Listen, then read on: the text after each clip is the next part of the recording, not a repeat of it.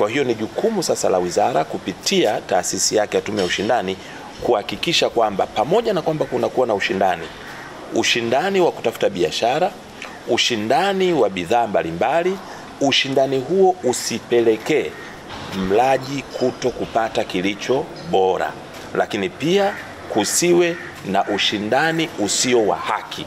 Kwa hiyo sasa kuna taasisi yetu ambayo inashughulika na jambo hilo tu la kuhakikisha kunakuwa na ushindani wa haki, ushindani wa usawa katika jamii ya Jamhuri ya Muungano wa Tanzania. Tumeweza kuwaleta management nzima ambayo wao kwa namna moja au nyingine inatuwakilisha vema katika vyombo vingine mbalimbali ambavyo wakati mwingine tume inakuwa kwa muktadha wa kijukumu inakuwa havifiki. Kwa mfano, kwa sasa tumeweza kubadilisha sheria yetu ya ushindani na ile kudhibiti bidhaa bandia.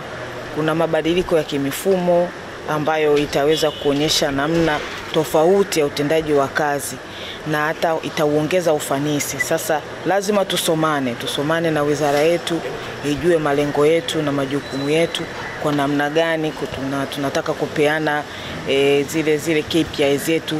Ikitokea taarifa kutoka wizara, namna gani inaweza ikaakisi utendaji wetu wa kazi. Kwa hiyo semina hii ilikuwa ni bora na muhimu. Ni muhimu sana wizara na management yake kuwa na uelewa wa kina ili kuweza kuongoza na kushauri na kusimamia sera za Wizara ya Viwanda na Biashara.